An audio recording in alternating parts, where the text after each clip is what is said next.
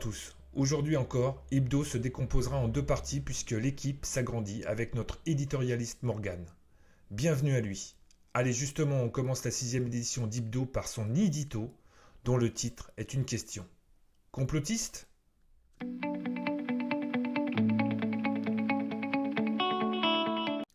Depuis quelques années, on voit se multiplier un grand nombre de néologismes dans le monde médiatico-politique. En 2005, lors des débats sur le projet de constitution européenne, un terme était rapidement devenu à la mode parmi les têtes d'œuvre des plateaux de télévision. Souverainiste. Tous ceux qui osaient contester, argument à l'appui, le bien fondé de la construction européenne, de la mondialisation heureuse et de la destruction de nos conquêtes sociales par une commission européenne omnipotente et non élue, se voyaient taxés de souverainistes, empêchant ainsi tout débat démocratique et même toute pensée politique sérieuse. Souverainiste, criaient-ils comme des perroquets, sans aucun recul critique. Ce terme est d'autant plus amusant en France si on a un tant soit peu d'humour noir.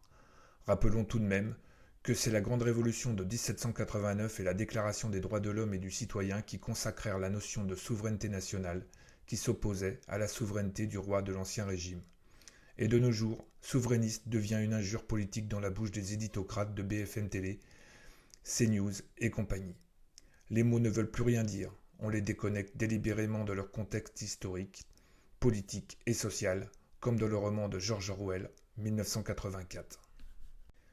On examinera avec autant de profit l'islamo-gauchisme, par lequel désormais ces mêmes invités des plateaux de télévision prétendent imposer leur pensée unique.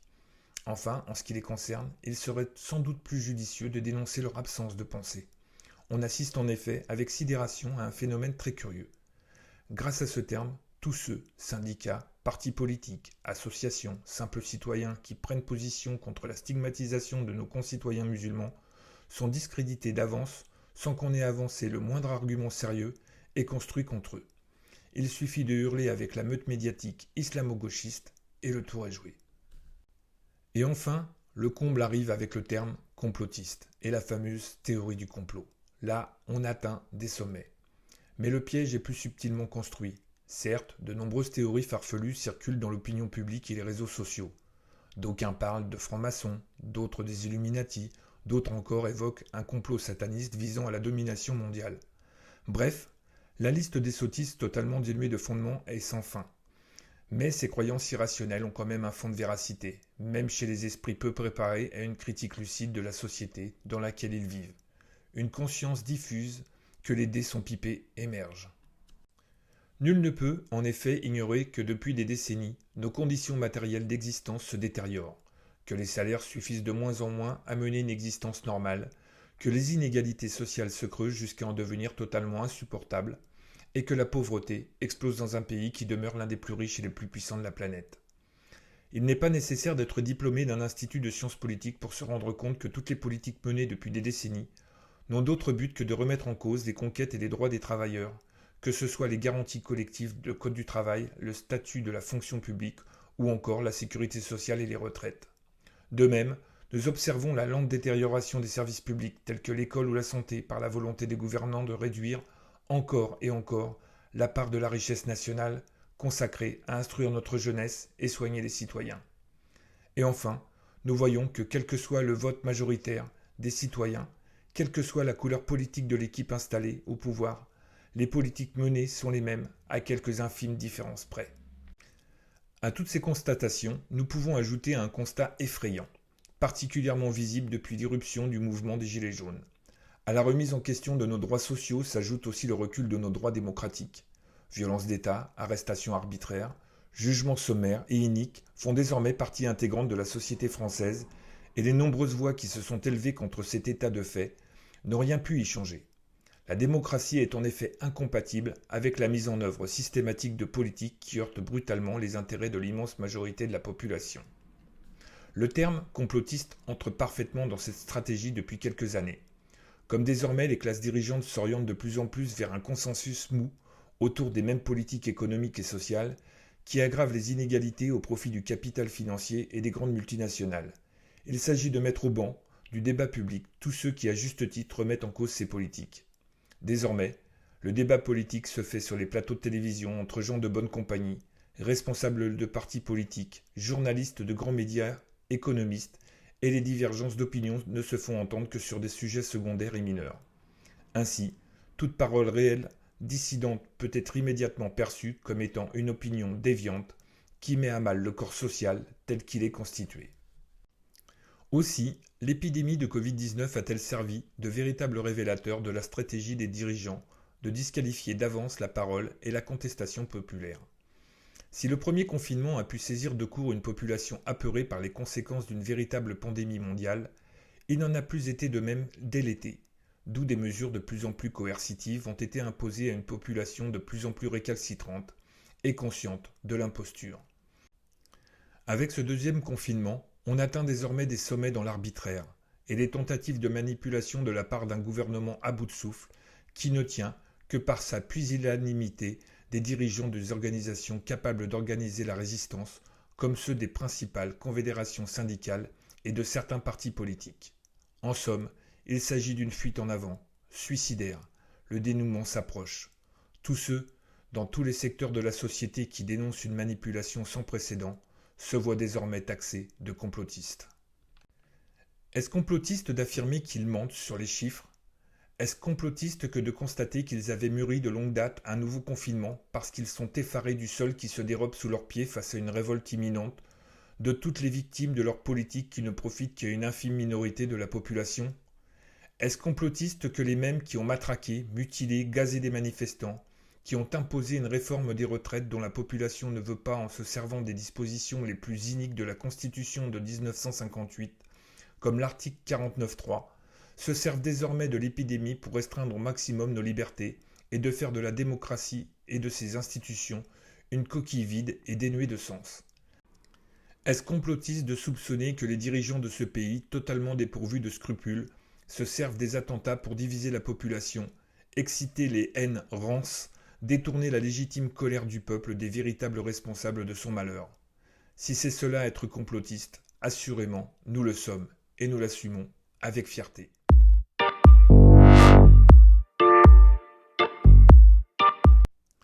Samedi à 15h, citoyens et commerçants se sont réunis sur le parking de l'hypermarché Carrefour de Digne-les-Bains pour protester contre l'injustice entre les grandes enseignes de supermarchés qui peuvent rester ouverts durant ce nouveau confinement et les petits commerçants qui doivent tirer le rideau malgré des investissements dans des protections anti-Covid.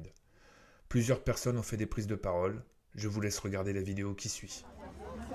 Bon, avant de donner la parole aux premiers concernés, c'est-à-dire aux petits commerçants, je vais commencer par une phrase qui est du professeur Raoult, à qui on ne discutera pas ses choix, parce que quand on interdit les gens de soigner, on ne peut pas discuter les choix, qui dit, à la fin, qu'est-ce qu'on va suggérer?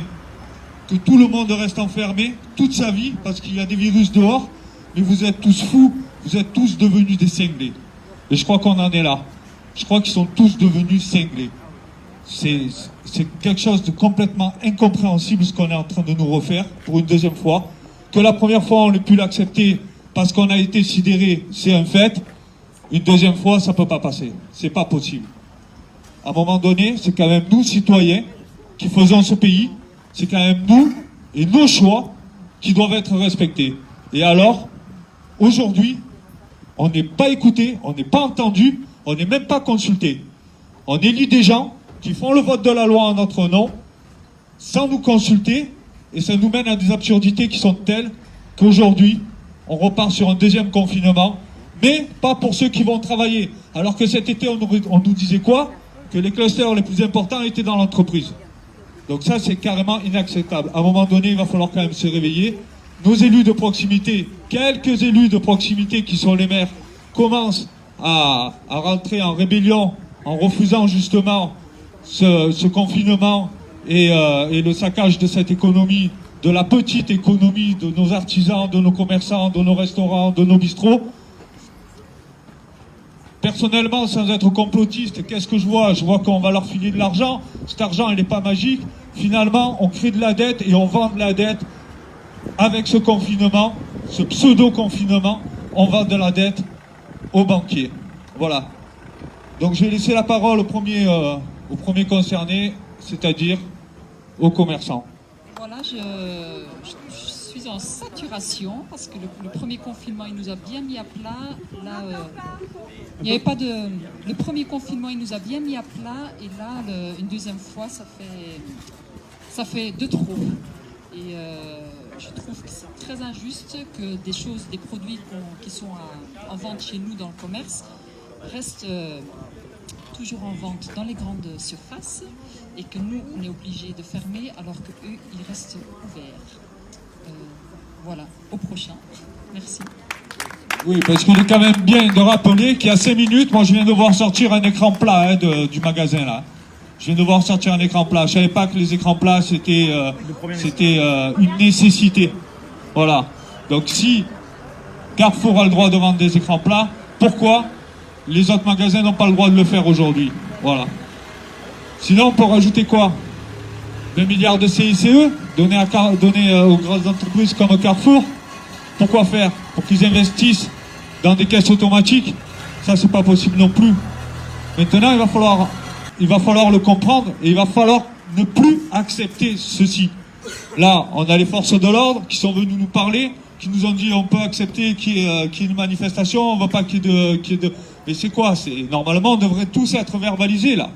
C'est comme la semaine dernière, quand il y a eu l'hommage pour Samuel Paty, on était déjà tous, normalement, interdits de manifestation. Les regroupements de plus de 6 personnes étaient interdits. Bon, tout le monde a fait, même les élus ont appelé à faire une manifestation en hommage de Samuel Paty.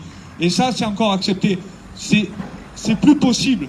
On nous parle de la loi, on nous demande de respecter la loi, mais la loi est à géométrie variable. La loi, on ne vient pas nous consulter pour la voter. Donc à un moment donné, on ne peut plus accepter. On ne peut plus accepter et on ne peut pas accepter de rester encore confiné des mois parce que... Thierry Lafronde, voilà, certains me suivent depuis un certain temps. Aujourd'hui, certains ont rejoint le mouvement. Je suis très content. J'ai eu longtemps peur que personne ne réagisse, se laisse faire. Donc comme a dit si bien Laurent tout à l'heure, le premier confinement, la première vague, on a tous attendu de voir puisqu'on nous attendait, on attendait un tsunami. Je ne vais pas discuter les chiffres du nombre de morts, les chiffres Covid. Je ne suis pas spécialiste, voilà. Mais quoi qu'il en soit, j'ai quand même des doutes. Mais par contre, la nouvelle vague, là, le confinement, déjà pour nous, moi je vais tenir le coup, certains d'entre vous vont tenir le coup. Psychologiquement, je ne parle même pas économiquement pour certains qui pourront quand même aller travailler, ça sera dur psychologiquement. Mais pour les commerçants, parce qu'économiquement ça sera dur, ça le sera encore plus psychologiquement. Et je crois que le président, notre président de la République, parce que c'est pas le mien, je pense que c'est même peut-être plus le vôtre, mais voilà, ce Premier ministre qui lui n'est même pas élu, puisque c'est ce président de la République qui l'a nommé, alors là on a quand même affaire à un champion du monde. Heureusement qu'il a un accent du sud-ouest, parce que franchement, ce type, on a envie de l'emplâtrer. Il ne dit que des conneries, parce que ce qui est quand même fameux, c'est comme le conseil scientifique, c'est des gens qui n'en savent pas plus sur nous, sur cette maladie et sur comment elle se propage. Par contre, ils sont pleins de bonnes idées à la con, qui se contredisent les unes derrière les autres. Moi, j'ai des amis hospitaliers, allez leur demander s'ils ont eu un peu plus de moyens. On leur a promis une prime de 1500 balles, ils se la sont mis les 3/4. Vous savez où je veux dire? Voilà, donc il y a un moment donné, ça suffit. Vraiment, ce qui me fait le plus de peine, c'est de voir les commerçants fermés. Alors effectivement, de voir Carrefour. Carrefour, ils ont la chance d'être ouverts. C'est bien pour nous parce qu'on va chercher à manger. Mais les aides commerçants, ils n'ont pas le droit d'ouvrir. On ne peut pas leur laisser la possibilité d'entrer à 1 ou 2 clients. Ils nous ont cassé les couilles, excusez-moi, je deviens vulgaire, avec les gestes barrières dans les commerces, dans les bars, dans les restaurants, depuis des mois, pour en arriver là. Voilà. Alors vous rentrez dans votre boulangerie tout seul, cherchez votre baguette chez mon ami, Dominique. Voilà, lui, il a la chance d'être ouvert. Et pourquoi on ne pourrait pas le faire chez le voisin d'à côté qui vend des chaussures, mon ami Paola qui vend de très belles choses dans sa boutique, et les autres. Voilà. Il y a mon ami Johan qui a un bar, qui est rentré dans le magasin. Il est au bout du rouleau parce qu'il va fermer. Voilà, comme les restaurateurs. Donc moi, je suis scandalisé. Je ne vous dis pas que le fait qu'on soit rassemblés, ça changera quoi que ce soit. Par contre, j'ai eu une lueur d'espoir aujourd'hui. C'est que j'ai vu à la télé, j'ai entendu depuis ce matin sur les réseaux sociaux que ça se bougeait partout en France. Parce que ça fait déjà une semaine que ça s'est répandu en Italie, maintenant en Espagne, en Pologne, un peu partout. Je pense que le gouvernement, à un moment donné, va être obligé de réagir.